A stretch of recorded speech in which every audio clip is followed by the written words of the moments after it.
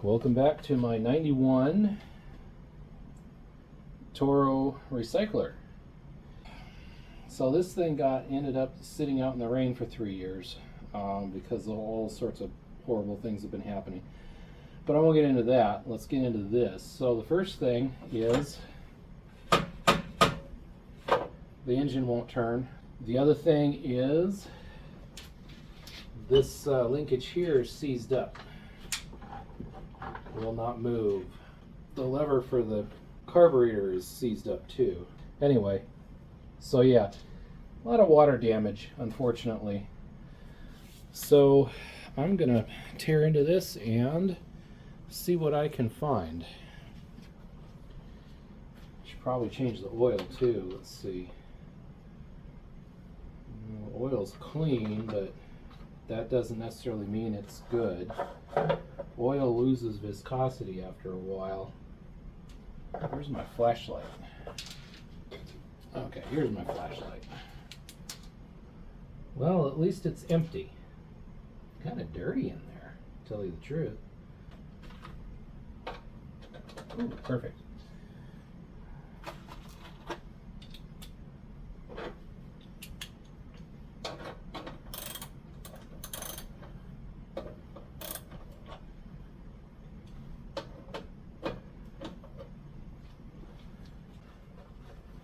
There's a million lawnmower repair videos out there, but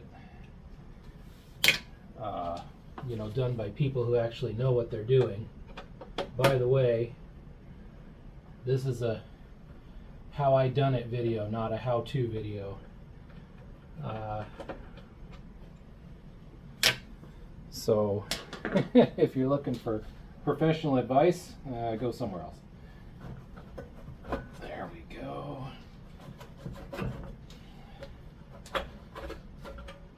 Ta-da! Ooh, look at that. So,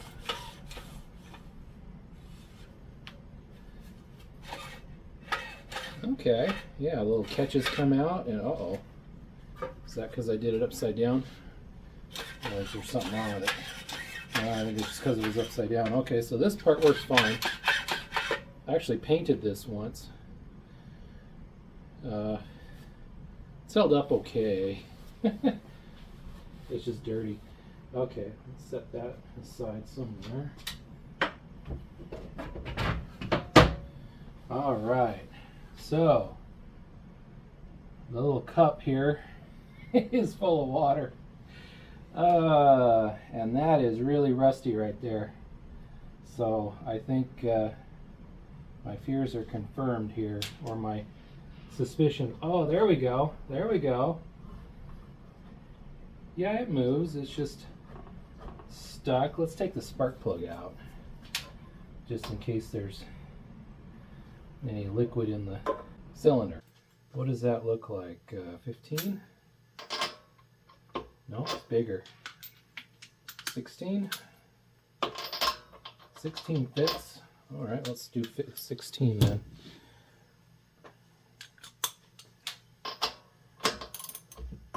Ta-da! Okay.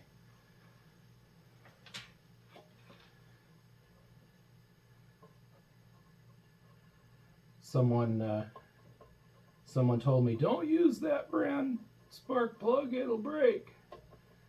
Well, okay. When it breaks, I'll replace it. Still good. I mean, if it sparks, it's good, right?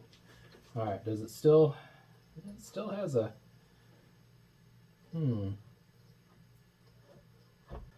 Not the starter. Starter's sitting down there, all happy. Bet you it has something to do with this. Well, anyway, the engine is not seized anymore. It's just hanging up on something. So there's one good thing done. Let's see, what's the best way to take that apart? Have to take this off, and probably the yeah, we'll take the cable off. Another 1/2. Well, okay.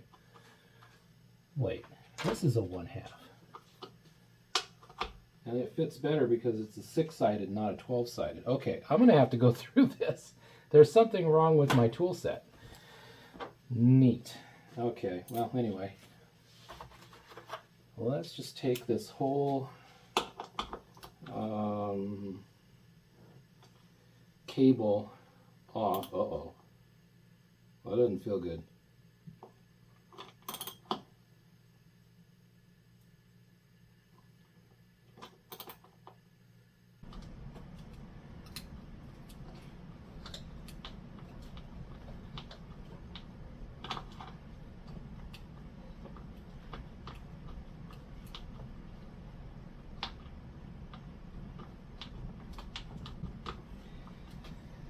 And on today's episode, we watched Mike spend a good couple of hours on one bolt. Don't worry, I'll cut most of this out. Starting to really move now.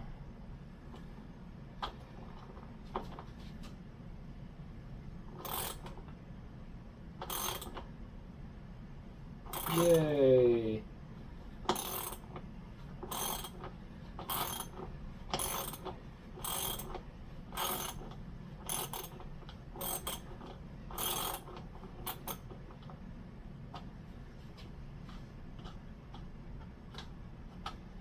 I'm just going to take this whole thing out and see if I can clean the threads up. The problem is this is aluminum, and of course this is steel.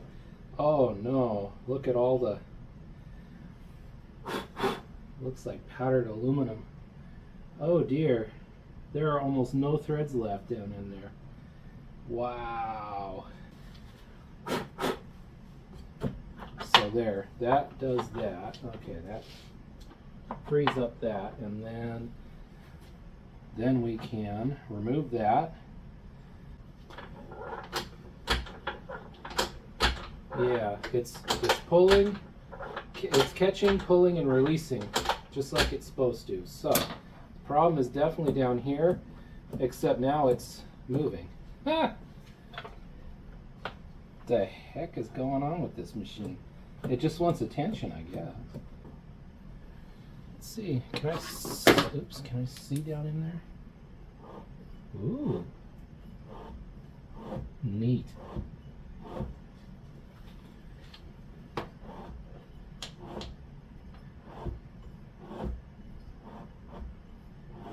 You know what?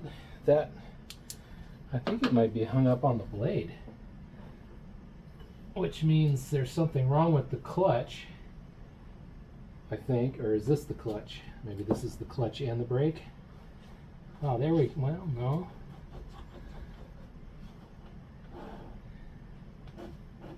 There we go.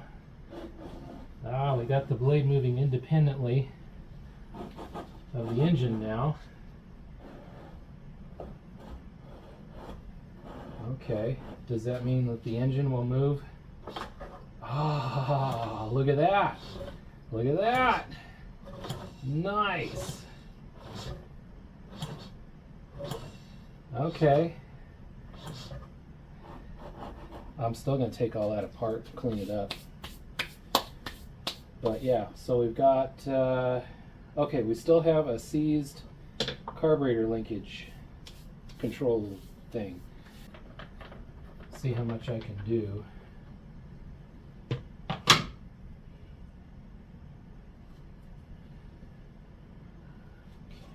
Okay, how's the... Yeah, it's still oily. So that's still in good shape. Oops.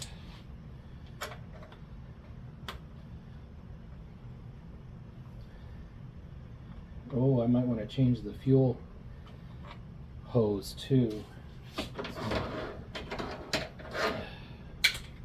Move that back over there. I have that transparent stuff, and it only lasts, you know, 2 or 3 years, and then you got to replace it because it gets all, well, it stops being transparent and it gets brittle and stiff. Okay, I need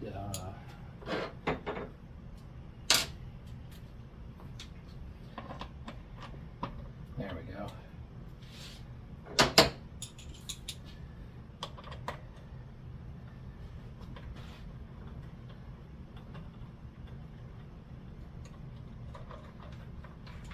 Oop, there we go. Gasket's still good. This little adjuster screw that holds the, it's like, it's rounded, I think. It does have a slot for standard. Oh, well, geez. Didn't know it would be that easy. Okay, well, there's nothing wrong with that, so I'm not going to take it all the way out. I'm just going to take it out enough that I can manipulate the cable. Okay. Looks like there's nothing wrong with the linkage. It's probably the cable.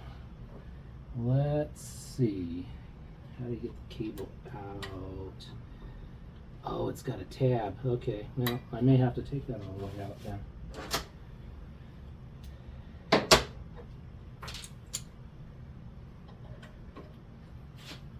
Huh. Now it works. I can get it down into the thing. Okay. So that, I believe if you turn it perpendicular, it pops right out. Okay, so now, let's try that. Yep, seized. Okay, so it's somewhere between the cable and the lever. I have been having trouble getting this to go on choke. I've been having to pull the lever and also this big chunk of linkage at the same time to get it to go. It'll go from idle to full, but no matter how hard I pull on it, it will not choke it, which is that position. There's nothing hanging up here, so maybe that issue, maybe it's the same issue, it's just worse now. All right, so this is the cable for the transmission.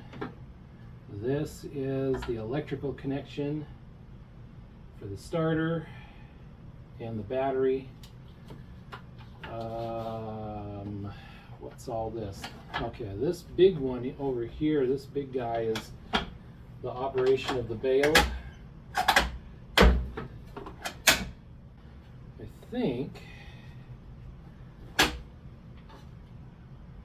I think that just pries out. There's a clip here, there's a cable right there where you can't do anything, but there's also a tab.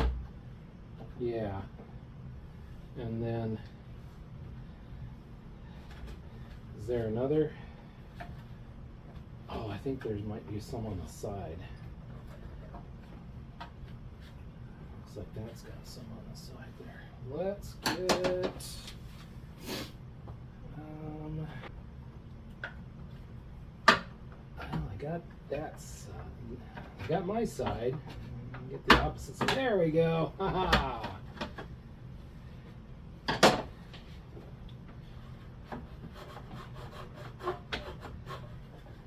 Hung up on the cable.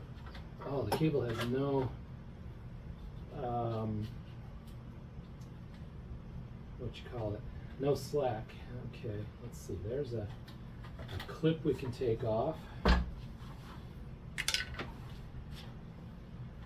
Let's see, I need this cable. I think it's this cable. Is it this cable? We're working with the throttle cable, right? Yeah. Throttle cable. Yeah. Let's put the gas tank's dirty enough without. All right, let's see. I think we're just going to have to cut all these guys off. Zip ties. Okay, let me get the things that cut zip ties. There we go.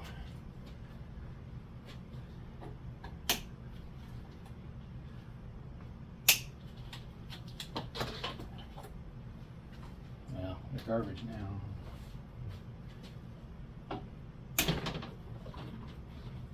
Here's a here's a reusable one that just broke. That's garbage now.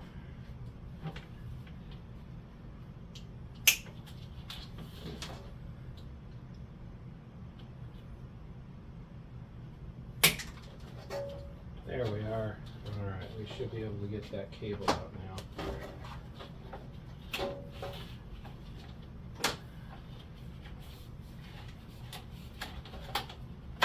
There we go. Alright.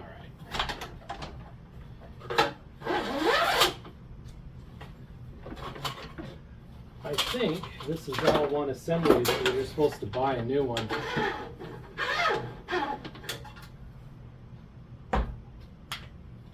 Let's see. It's probably... Oh. Well, now the cable moves. Okay. That makes sense. It's basically, it's pushing the choke. It's pushing it up in order to choke it. And then all the way back is off. Okay, I got it apart and I learned some things. So first off, those two big brackets I've been drilling through, they hold, or bosses, I guess bosses, they hold the big metal bracket in place. See, I don't know, is that in frame? Kinda. Okay, so that holds the, yeah, so that's definitely going to have to be secured back together somehow before I put it back. What else? This is really rusty and it's still wet even though it's been in for a day. So yeah, I definitely want to take that apart. It's got a washer and a rivet. That's riveted. Dang nabbit. Oh, okay. It's got a couple of tabs for setting it. Oh, I can get the cable off now though. Ah, I could clean this up and throw it in the Evapor-Rust. That sure wouldn't hurt it. And then this, I can put that cable lubricator on it and lubricate it. Alright, check this out. The little lubrication guy did really good. I couldn't do this before without a pair of pliers. So that's much better. Very happy with that. So now I just got to invent a way to stick those two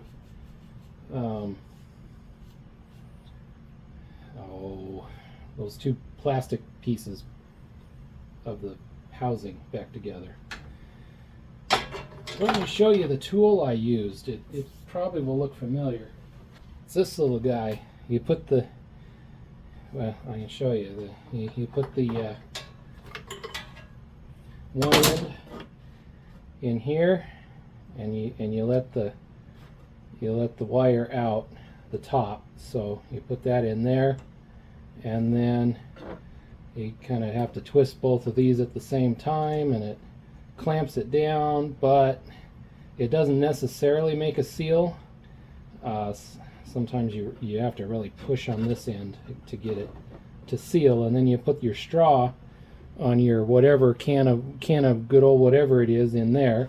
I just use WD-40, and you squirt it until it comes out the other end, and then the top here is kind of sealed off so it doesn't come out the top, and then you kind of have to work the bottom up to the point where it doesn't come out, just come out this part. Anyway,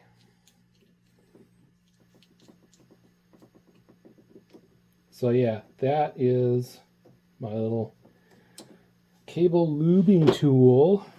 I'm really glad I found it because I haven't used it in years, but look at how easy that is. Oh, that's cool. Okay, well that's, alright, well I'm done with that. Now I just need to clean some stuff. I think I'll clean this guy too while I'm at it. Never hurts to have a clean air intake assembly. So that's what I got done so far. Hope you enjoy the project so far, and I will be back with more tinkering goodness in the next installment. Thank you for watching.